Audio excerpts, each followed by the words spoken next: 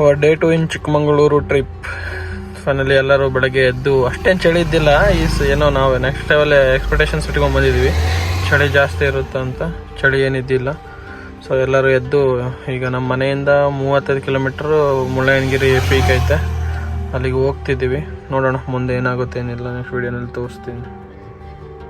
Good morning ಎಲ್ಲರಿಗೂ, ಮತ್ತೊಂದು ವಿಡಿಯೋಗೆ ನಿಮಗೆಲ್ಲರಿಗೂ ಸ್ವಾಗತ. ಸೊ ಲಾಸ್ಟ್ ವಿಡಿಯೋನಲ್ಲಿ ನೀವು ರಾಯಚೂರಿಂದ ಚಿಕ್ಕಮಂಗ್ಳೂರಿಗೆ ಹೋಗಿರೋ ವಿಡಿಯೋನ ನೋಡಿದ್ರೆ ಅಂದ್ಕೊತಿದ್ವಿ. ಸೊ ಈಗ ನಾವು ಮುಳ್ಳಯ್ಯನಗಿರಿಗೆ ಹೋಗ್ತಿದ್ದೀವಿ, ಅಂದರೆ ಚಿಕ್ಕಮಂಗ್ಳೂರು ನಮ್ಮ ಮನೆಯಿಂದ ಮುಳ್ಳಯ್ಯನಗಿರಿಗೆ ಹೋಗ್ತಿದ್ವಿ. ಸೊ ನೋಡೋಣ ಮುಳ್ಳಯ್ಯನಗಿರಿಯಲ್ಲಿ ನಾವು ಏನೇನು ಮಾಡಿದ್ದೀವಿ, ಅಲ್ಲಿನ ವ್ಯೂಸ್ಗಳು, ಅಲ್ಲಿ ಒಂದು ಗುಡಿ ಇದೆ, ಅವೆಲ್ಲ ನಿಮಗೆ ತೋರಿಸ್ತೀನಿ. ಫುಲ್ ವಿಡಿಯೋ ನೋಡಿ. ಚಿಕ್ಕಮಂಗ್ಳೂರು ಜಿಲ್ಲೆಯಿಂದ ನಮ್ಮ ಮನೆಯಿಂದ 35 ಕಿಲೋಮೀಟ್ರ್ ಈ ಮುಳ್ಳಯ್ಯನಗಿರಿ ಇರೋದು. ಸೊ ಫುಲ್ ಎಕ್ಸೈಟ್ಮೆಂಟಲ್ಲಿದ್ದೀವಿ, ಅಲ್ಲಿ ಹೋಗಿ ಸನ್ರೈಸ್ ನೋಡಬೇಕು ಆ ಪೀಕಲ್ಲಿ ನಿಂತು ಅಂತ.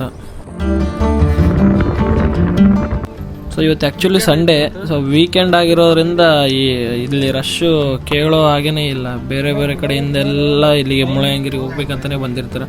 ಸೊ ಇಲ್ಲಿ ನೀವು ನೋಡ್ತಿದ್ದೀರಲ್ಲ, ಇಲ್ಲಿ ಅರ್ಧ ಕಿಲೋಮೀಟ್ರ್ ಹಿಂದ್ಗಡೆಯಿಂದನೇ ವೆಹಿಕಲ್ಸ್ ಕ್ಯೂನಲ್ಲಿ ನಿಂತಿದ್ದಾವೆ. ಸೊ ನಮ್ಮ ಹುಡುಗರು ದೂರ್ಸ್ಕೊಂಡು ಗಾಡಿನ ಮುಂದಕ್ಕೆ ತಂದುಬಿಟ್ರು ಫಸ್ಟಿಗೆ.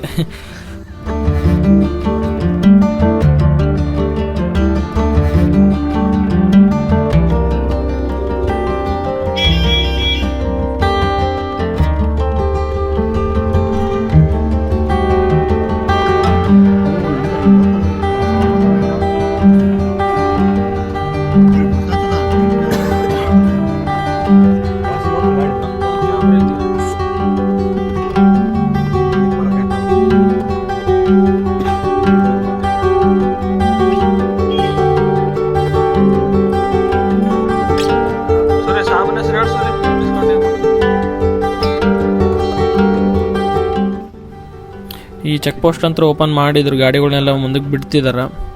So per vehicle 20 rupees charge ಮಾಡಿದರು, ಅಂದರೆ 20 ರೂಪೀಸ್ ಇಸ್ಕೊಂಡು ಎಲ್ಲ ಒಂದೊಂದು ವೆಹಿಕಲ್ನ ಮುಂದಕ್ಕೆ ಬಿಡ್ತಿದ್ದಾರೆ.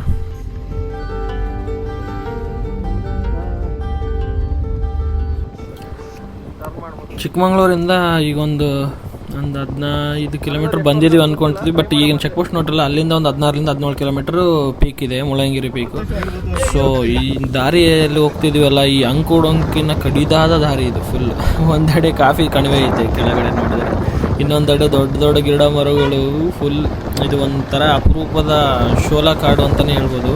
ಮೈ ತುಂಬ ಹುಲ್ಲು ಹಾಸ್ಕೊಂಡು ದೊಡ್ಡ ಪರ್ವತ ಸಾಲುಗಳು ಕಾಣ್ತಿದ್ದಾವೆ. ಬಟ್ ಈಗ ನಮಗೆ ಕಾಣ್ತಿಲ್ಲ ವಿಡಿಯೋನಲ್ಲಿ, ಅಂದರೆ ಕತ್ಲಿದೆಲ್ಲ ಕಾಣ್ತಿಲ್ಲ. ಬಟ್ ಅದು ನನ್ನ ಮೊದಲೇ ಒಂದು ಸತಿ ನೋಡಿದಾಗೆ ಕಾಣ್ತಿದ್ದಾವೆ. ನಿಮ್ಗೆ ಅದನ್ನು ತೋರ್ಸೋಕ್ಕೆ ಟ್ರೈ ಮಾಡ್ತೀನಿ ಬೆಳಕಾದ್ಮೇಲೆ. ಈ ಕಾರು ಬೈಕು ಸಂಚರಿಸಬಹುದಾದಂಥ ಅಂದರೆ ಕಿರಿದಾದ ಮಾರ್ಗದಲ್ಲಿ ನಾವು ಸಂಚರಿಸುವಾಗ ನಮಗೆಲ್ಲ ಹಿಮಾಲಯದ ಪರ್ವತ ತಪ್ಪಲಿನಲ್ಲಿ ಇದ್ದೇವೇನೋ ಅಂತ ಒಂಥರ ಅನುಭವ ಆಗ್ತಿತ್ತು. ಜೊತೆಗೆ ಜೀವಭಯನೂ ಇತ್ತು. ಯಾಕಪ್ಪ ಅಂದರೆ ನಾವು ರಾತ್ರಿ ಹೋಗ್ತಿದ್ವಿ, ಅಂದರೆ ಈ ಕತ್ಲಿನಲ್ಲಿ ಹೋಗ್ತಿದ್ದೀವಿ. ದಾರಿಯಲ್ಲಿ ನಮ್ಮ ಲೈಟ್ ಎಲ್ಲಿವರೆಗೂ ಹೋಗುತ್ತೆ, ಅದು ಬಿಟ್ಟರೆ ಬೇರೆ ಏನೂ ಕಾಣ್ತಿಲ್ಲ. ಯಾಕಪ್ಪ ಅಂದರೆ ಒಂದು ಬದಿಯಲ್ಲಿ ಫುಲ್ ಗುಡ್ಡ ತುಂಬ ಗಿಡಗಳು ಎತ್ತರವಾಗಿ ಕಾಣ್ತಿದ್ದಾವೆ.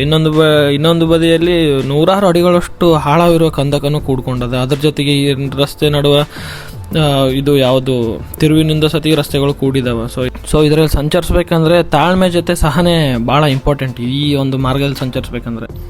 ನಿಮ್ಗೆ ಇಲ್ಲಿ ಕಾಣ್ತಿದೆ ಅಂತ ಅನ್ಕೊಂತೀನಿ ವಿಡಿಯೋನಲ್ಲಿ, ಚಿಕ್ಕದಾಗಿ ಬಿಳಿ ಲೈಟ್ಗಳು, ಅದೆಲ್ಲ ಸಿಟಿ, ಅಂದರೆ ಚಿಕ್ಕಮಂಗ್ಳೂರು ಸಿಟಿ. ಅಲ್ಲಿಂದ ನಾವು ಇಷ್ಟು ದೂರ ಬಂದಿದ್ವಿ. ಪ್ಲಸ್ ಆ ಸಿಟಿಯಿಂದ ನಾವು ಬಹಳ ಎತ್ತರನಲ್ಲಿ ಇದ್ದೀವಿ ಅಂತೇಳಿ ತೋರಿಸೋದಕ್ಕೋಸ್ಕರ ನಿಮ್ಗೆ ಅದು ವಿಡಿಯೋ ತೋರಿಸ್ತಿದ್ದೀನಿ, ಲೈಟ್ಗಳನ್ನೆಲ್ಲ ನೋಡಿ.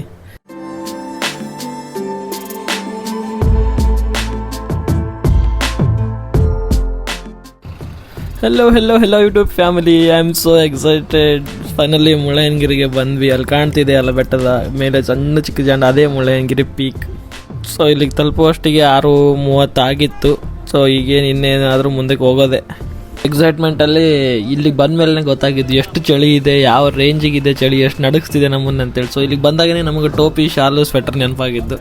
ಸೊ ಅದಕ್ಕೆ ನಾವೇನು ಬೇಜಾರು ಮಾಡ್ಕೊಂಡಿಲ್ಲ, ಮನೆಯಿಂದ ತಂದಿಲ್ಲ ಅಂತೇಳಿ. ಮರ್ತು ಬಂದಿದ್ದೀವಲ್ಲ, ಹೋಗ್ಲಿ ಬಿಡು ಅಂತೇಳಿ. ನನ್ನ ದೋಸ್ತ ಒಬ್ಬನು ಫುಲ್ ಚಳಿಯಲ್ಲಿ ನಡಕ್ತಿದ್ದ. ಸೊ ರೊಕ್ಕ ಒಂದು ಇಟ್ಕೊಂಬಂದಿದ್ದ. ಸೊ ಇಲ್ಲಿ ಏನಪ್ಪ ಅಂದರೆ ಎಲ್ಲ ನಮ್ಮಂಥವ್ರು ಈ ಥರ ಮಾಡ್ತೀವಿ, ಎಕ್ಸೈಟ್ಮೆಂಟಲ್ಲಿ ಮರ್ತು ಬರ್ತೀವಿ ಅಂತೇಳಿನೇ ಇಲ್ಲಿ ಎಲ್ಲ ಥರ ಉಡುಪುಗಳು ಮಾರ್ತಿರ್ತಾರೆ, ಬೆಚ್ಚನೆಯ ಉಡುಪುಗಳು. ಸೊ ನೀವು ಇಲ್ಲಿ ಖರೀದಿ ಮಾಡಿ 500 ಸ್ಟೆಪ್ಸ್ ಏನಿದಾವಲ್ಲ ಏರ್ಕೋ ಅಂತ ಹೋಗ್ಬೋದು. ಸೊ ಮುಳ್ಳಯ್ಯನಗಿರಿ ಇದು ಭಾರತದ ಕರ್ನಾಟಕದಲ್ಲಿರೋ ಪ್ರವಾಸಿಗರ ಮತ್ತು ಚಾರಣಿಗರ ಒಂದು ಸ್ವರ್ಗ ಅಂದರೆ ತಪ್ಪೇ ಆಗೋದಿಲ್ಲ. ಇದು ಚಿಕ್ಕಮಗಳೂರು ಜಿಲ್ಲೆಯಲ್ಲಿ ಪಶ್ಚಿಮ ಘಟ್ಟಗಳ ಒಂದು ಬಾಬಾ ಬುಡನ್ಗಿರಿ ಬೆಟ್ಟಗಳ ಸಾಲಿನಲ್ಲಿರುವಂತಹ ಒಂದು ಶಿಖರ ಈ ಮುಳ್ಳಯ್ಯನಗಿರಿ. ಇದರ ಎತ್ತರ ಸಿ ಲೆವೆಲ್ ಅಂದರೆ ಸಮುದ್ರ ಮಟ್ಟದಿಂದ 1923 ಮೀಟರ್ ಎತ್ತರದಲ್ಲಿದೆ. ಮತ್ತು ಈ ಮುಳ್ಳಯ್ಯನಗಿರಿ ಶಿಖರ ಏನು ನೀವು ನೋಡ್ತಿದ್ದೀರಲ್ಲ ವಿಡಿಯೋನಲ್ಲಿ, ಇದು ಕರ್ನಾಟಕದ ಅತ್ಯಂತ ಎತ್ತರವಾದಂತಹ ಒಂದು ಶಿಖರ. ಮತ್ತೇನಪ್ಪ ಅಂದರೆ ಇದು ಹಿಮಾಲಯ ಮತ್ತು ನೀಲಗಿರಿ ಬೆಟ್ಟಗಳು ಬರ್ತಾವಲ್ಲ, ಅದರ ನಡುವೆ ಬರತಕ್ಕಂತಹ ಪ್ರದೇಶದಲ್ಲಿನ ಅತಿ ಎತ್ತರವಾದಂತಹ ಒಂದು ಪರ್ವತ ಕೂಡ ಇದು ಹೌದು.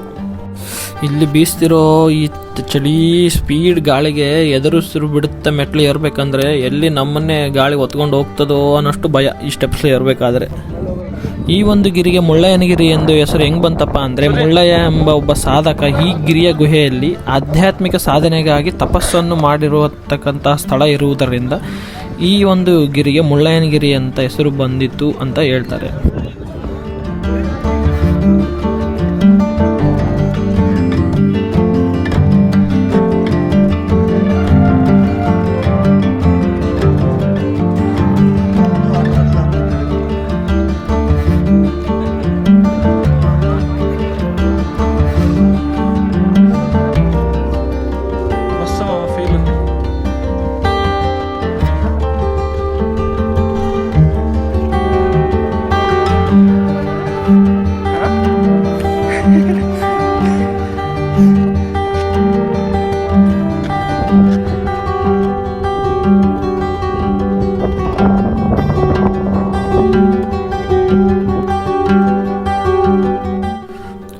ಇಲ್ಲಿ ನೀವು ನೋಡ್ತಿರೋ ಹಾಗೆ ಎಲ್ಲ ಜನ ಸನ್ರೈಸ್ ಸಲುವಾಗಿ ಕಾಯ್ತಿದ್ದಾರೆ. ಅಂದರೆ ಅಷ್ಟರಿಂದ ಬೆಳಗ್ಗೆ ಅಷ್ಟು ಚಳಿಯಲ್ಲಿ ಬಂದು ಅಷ್ಟು ಎತ್ತರದಿಂದ ಸೂರ್ಯೋದಯವಾಗೋದು ನೋಡೋ ಖುಷಿನೇ ಬೇರೆ. ನಾನು ಅದಕ್ಕೆ ಅಂತಲೇ ಬೆಟ್ಟ ತುದಿಯಲ್ಲಿ ಕೂತು ಕಾಯ್ತಿದ್ದೀನಿ. ಸೊ ನಿಮಗೂ ತೋರಿಸ್ತೀನಿ ಸನ್ರೈಸ್. ಒಂದು ಟೈಮ್ ಲ್ಯಾಪ್ಸ್ ಮಾಡಿದ್ದೀನಿ, ನೋಡೋಣ. ಫುಲ್ ಮಂಜಿದ ಕಾರಣ ಅಷ್ಟು ದೊಡ್ಡದಾಗಿ ಸೂರ್ಯ ಕಾಣಿಸಿಲ್ಲ, ಒಂದು ರೇಂಜಿಗೆ ಕಾಣಿಸಿದ್ದಾನೆ ಸನ್ರೈಸ್ ಆಗೋದು. ಸೊ ನೋಡಿ ಎಂಜಾಯ್ ಮಾಡಿ.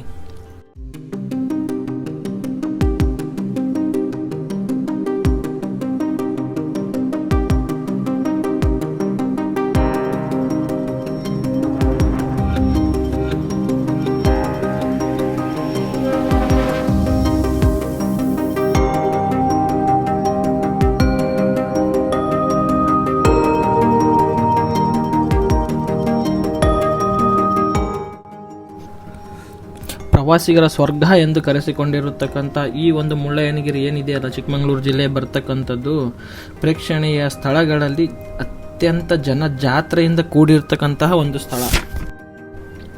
ಆ ಮೈ ಕೊರೆಯುವ ಚಳಿ, ಆ ಮಂಜಿನ ಹನಿಗಳು ಮೈಗೆ ತಾಕಿದಾಗ ಆಗುವಂತಹ ಸುಖ, ಅಂದರೆ ಆಗುವಂಥ ಒಂದು ಅದು ಫೀಲ್ ಹೇಳೋಕ್ಕೆ ಆಗಲ್ಲ, ನೀವು ಹೋಗಿ ಅನುಭವಿಸ್ಲೇಬೇಕು. ಸೊ ಅದ್ರ ಸಲುವಾಗಿ ಈ ಪ್ಲೇಸ್ ಎಲ್ಲ ಪ್ರವಾಸಿಗರನ್ನು ಸೆಳೆಯುತ್ತದೆ. ನಿನ್ನೆ ಅಂತರೂ ಚಿಕ್ಕಮಗಳೂರಲ್ಲಿ ಓಡಾಡಿದ್ವಲ್ಲ, ಫುಲ್ ಬಿಸಿಲು ಇತ್ತು. ಸೊ ಜಿಲ್ಲಾ ಕೇಂದ್ರದಲ್ಲಿ ಹಂಗೆ ಅಂದ್ಕೊಂಡು ಈ ಬೆಟ್ಟದ ಕಡೆ ಬಂದರೆ ಇಲ್ಲಿ ಆಗಿದ್ದೆಲ್ಲ ಉಲ್ಟಾ ಪಲ್ಟಾ, ಸುಯ್ ಅಂತ ಗುಡುಗುವ ಗಾಳಿ.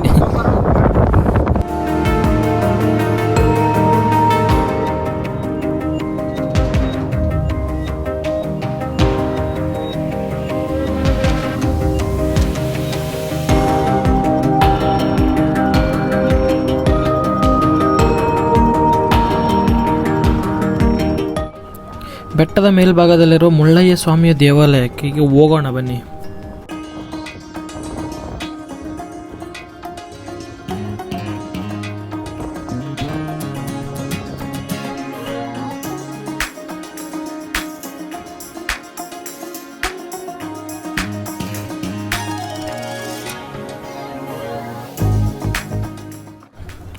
ಪುರಾತನ ಇತಿಹಾಸ ಇರುವ ಮುಳ್ಳಯ್ಯನ ಗದ್ದುಗೆ. ಈ ಗದ್ದುಗೆ ಇದೆಯಲ್ಲ, ಇದು ಈಶ್ವರ ದೇವರನ್ನು ಪೂಜೆ ಮಾಡಿಸ್ತಾರೆ. ಅಂದರೆ ಈಶ್ವರ ದೇವರು ಇರೋ ಸ್ಥಳನೇ ಈ ಗದ್ದುಗೆ. ಧಾರ್ಮಿಕ ಹಾಗೂ ಪ್ರಾಕೃತಿಕ ನೆಲೆ ಇದು. ನೀವೆಲ್ಲ ನೋಡ್ತಿರೋದೆಲ್ಲ ಇದೆ ಧಾರ್ಮಿಕ ಹಾಗೂ ಪ್ರಾಕೃತಿಕ ನೆಲೆ. ಹಬ್ಬದ ದಿನದಂದು ಸಾವಿರಾರು ಭಕ್ತರು ಬಂದು ಈ ದೇವಾಲಯದಲ್ಲಿ ಪೂಜೆಯನ್ನು ಸಲ್ಲಿಸ್ತಾರೆ ಅಂತ ಪ್ರತೀತಿ ಇದೆ.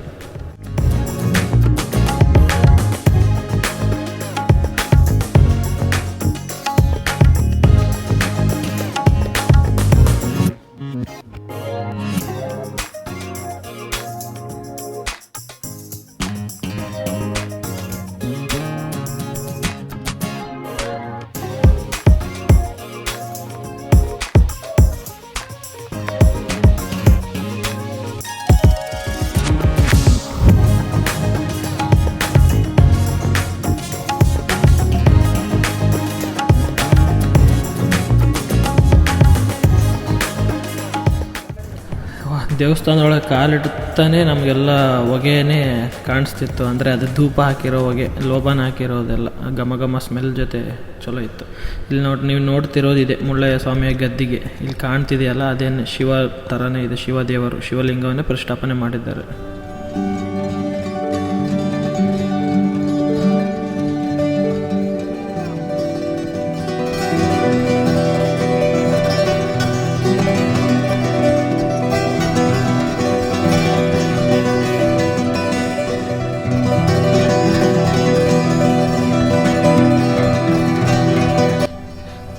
ಇಲ್ಲಿಗೆ ಭೇಟಿ ನೀಡಿದರೆ ಮನಸ್ಸು ಶಾಂತಗೊಳ್ಳೋದ್ರಲ್ಲಿ ಎರಡು ಮಾತಿಲ್ಲಪ್ಪ.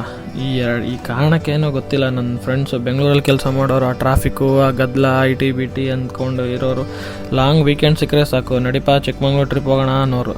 ಸೊ ನಾನು ಇಲ್ಲಿಗೆ ಬಂದ ಮೇಲೆ ಗೊತ್ತಾಯಿತು, ಈ ಬೆಟ್ಟ ಗುಡ್ಡ, ಹಸಿರು ಮಂಜು, ಆ ಮೈ ಕೊರೆಯುವ ಚಳಿ, ಬೆಟ್ಟಗಳಿಗೆ ಹಸಿರು ಹೊದಿಕೆಯನ್ನು ಹಾಸಿದಾಗಿರೋ ದೊಡ್ಡ ದೊಡ್ಡ ಬೆಟ್ಟಗಳು, ಕಣ್ಣಿಗೆ ಎಷ್ಟು ದೂರ ನೋಡಿ ಹೋಗುತ್ತೋ ದೃಷ್ಟಿ ಅಲ್ಲಿವರೆಗೂ ಬೆಟ್ಟದ ಸಾಲುಗಳು. ಬಾ ಇಷ್ಟೆಲ್ಲ ನೋಡಿದ ಮೇಲೆ ಏನು ಮಾಡೋದು, ಎಂಥ ಗೊಂದಲಗೊಂಡಿರೋ ಮನಸ್ಸು ಸಹ ಖುಷಿಯಾಗುತ್ತೆ. ಫೈನಲಿ ನಂಗೆ ಪೀಸ್ ಸಿಗ್ತೀವಿ ಅಂತ ಅಂದ್ಕೊಂಡು.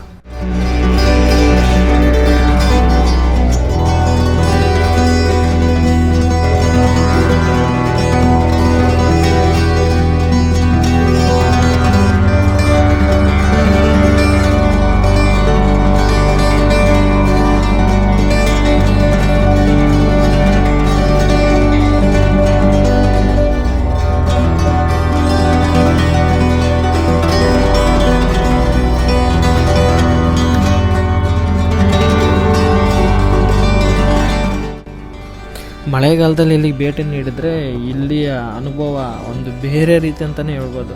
ಸೊ ನಾವು ಇಲ್ಲಿ ಸಮ್ಮರು ಸ್ಟಾರ್ಟಿಂಗಿಗೆ ಬಂದಿದ್ದೀವಿ ಅಂದ್ರೂ ಈ ಥರ ಫೀಲ್ ನಮ್ಗೆ ಆಗಿದೆ, ಆ ರೇಂಜಿಗೆ ಫೀಲ್ ತೊಗೊಂಡಿದ್ದೀವಿ. ಬಟ್ ನೀವು ಮಳೆಗಾಲದಲ್ಲಿ ಬಂದರೆ ಹೇಳ್ತೀನಲ್ಲ, ಸ್ವರ್ಗದಲ್ಲಿ ಹೋಗಿ ಸ್ವರ್ಗಕ್ಕೆ ಹೋದಂಗೆ ಅನಿಸ್ತದೆ.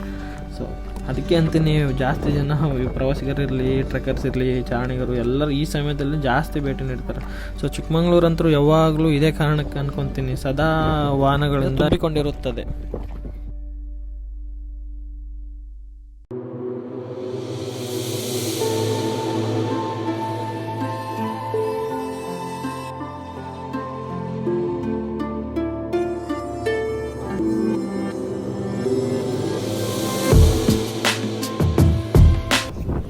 ಸೊ ಇಲ್ಲಿಂದ ಕೆಳಗಿಳಿದು ಅಲ್ಲಿ ಮ್ಯಾಗಿ ಮಾಡ್ತಿದ್ರು, ನಾವು ಬೆಳಗ್ಗೆ ಬರುವಾಗ ನೋಡಿದ್ದೀವಿ ಶಾಪ್ಸ್ ಇದ್ದು. ಸೊ ಅದನ್ನು ಸ್ವಲ್ಪ ತಿಂದ್ಬಿಟ್ಟು ನಮ್ಮದು ನೆಕ್ಸ್ಟ್ ಹಂಗೆ ಮುಂದಕ್ಕೆ ಬೇರೆ ಪ್ಲೇಸಸ್ನ ನೋಡ್ಕೊಳಕ್ಕೆ ಹೋಗಬೇಕು.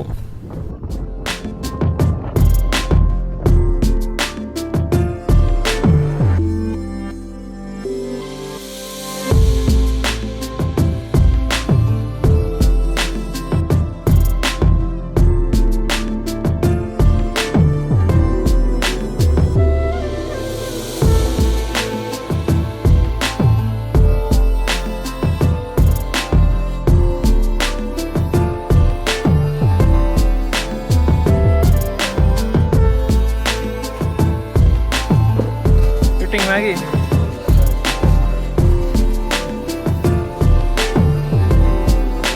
ಹಲೋ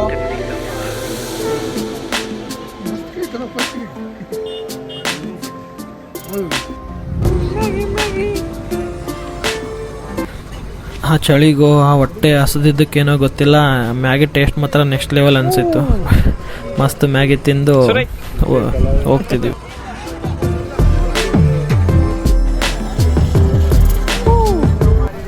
ಸೊ ಈ ವಿಡಿಯೋನ ನಾವು ಇಲ್ಲೇ ಮ್ಯಾಗಿ ತಿಂತ ಈ ವಿಡಿಯೋನು ಇಲ್ಲಿಗೆ ಸ್ಟಾಪ್ ಮಾಡ್ತಿದ್ವಿ. ಸೊ ನೆಕ್ಸ್ಟ್ ನಾವು ನೋಡಿರೋ ಪ್ಲೇಸ್ಗಳನ್ನ ಮುಂದಿನ ವಿಡಿಯೋನಲ್ಲಿ ನಾನು ತೋರಿಸ್ತೀನಿ. ಅದೇ ಹೊನ್ನಮ್ಮನಹಳ್ಳಿ ಫಾಲ್ಸು, ಬಾಬಾ ಬುಡಂಗಿರಿ, ಮಾಣಿಕ್ಯದಾರ, ಜರಿ ಫಾಲ್ಸು, ಅಲ್ಲೇ ಒಂದು ಪ್ರೈವೇಟ್ ರೆಸಾರ್ಟಲ್ಲಿ ಜಿಪ್ ಲೈನ್ಸ್ ಆಡಿದ್ವಿ, ಅವೆಲ್ಲವನ್ನು ನೆಕ್ಸ್ಟ್ ವಿಡಿಯೋನಲ್ಲಿ ತೋರಿಸ್ತೀನಿ. Thank you.